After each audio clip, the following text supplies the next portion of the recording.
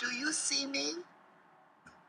When I was young, you never saw black artists. You never saw art that spoke in that way. So I knew classic art and I loved the art, but I never saw myself in it. You have to understand the times. It was the 1960s. Marches, boycotts. Blacks were portrayed as stereotypes, caricatures, and archetypes. The Wall of Respect was based on honoring heroes, sheroes in different areas of the arts. That image might have been the first time people had really seen something positive, something like this is what it looks like, success looks like. We were African Americans living in a country where we couldn't even vote. In some states, there are places we couldn't go in. One of the things that we needed more than anything else was control over our own destiny.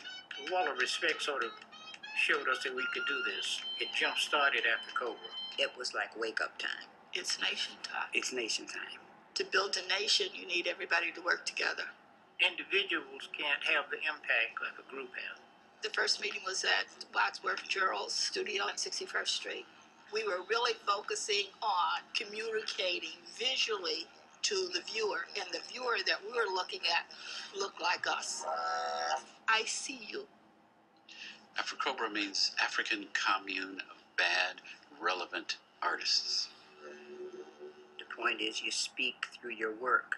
Each one of us individually are good at what we do, but collectively we're gooder.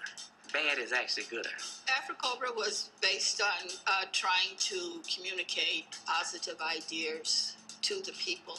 The positivity we were reaching for was something that we all agreed needed to be done and could be achieved. We didn't do images of downtrodden people. We're not about subjugating.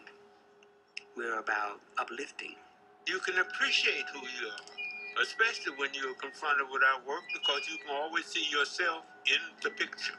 The opportunity is there. It can be negative or positive. And I want to impress upon them positive ideas. When you have that connection to a community that you're speaking to and they respond, that art is an ultimate act of love. It warmed my soul because of the fact that I felt like that I was making an impact in the community. We plant those seeds by allowing them to know that they are worthy and important and necessary to society as a whole. Even if this is not a part of your experience now, everyone should be aware of it. Afro-Cobra belongs to all of humanity. We laid everything out. We created a black aesthetic. We created a school of thought. Look at this work that's here. This is ours. They don't look like anybody else's work. They look like our work, Afro-Cobra work. I'm black and I'm proud. I want the world to know that. Do you see us? Right. Do you know what we're into? Do you know what our experience is? Do you see me? Right. I see you.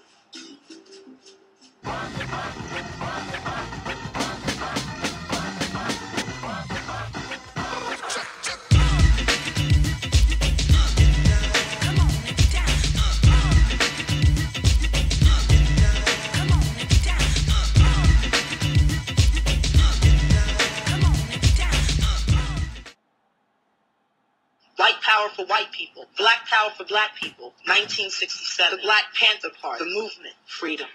We will not bow down to racism. We will not bow down to injustice. We will not bow down to exploitation. I'm gonna stand.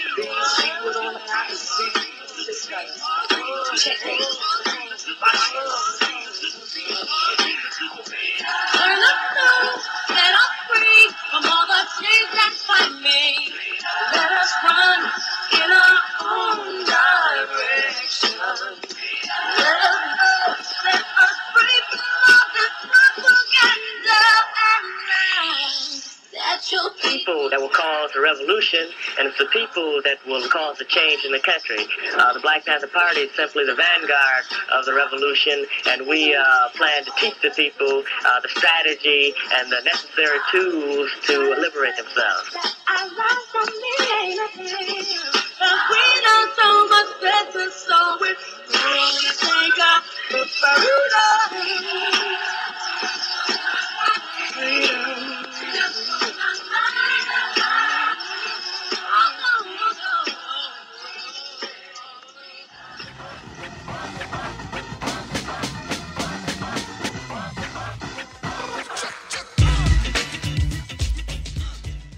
One day,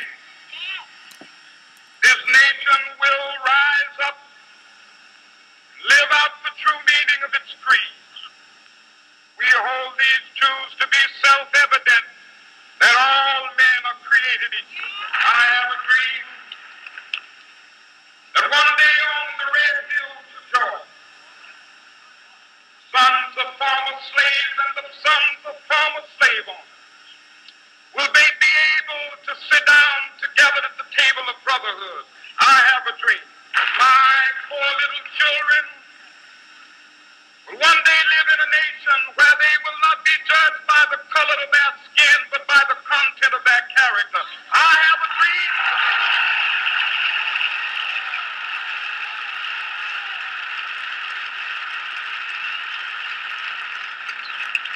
I have a dream that one day every valley shall be exalted.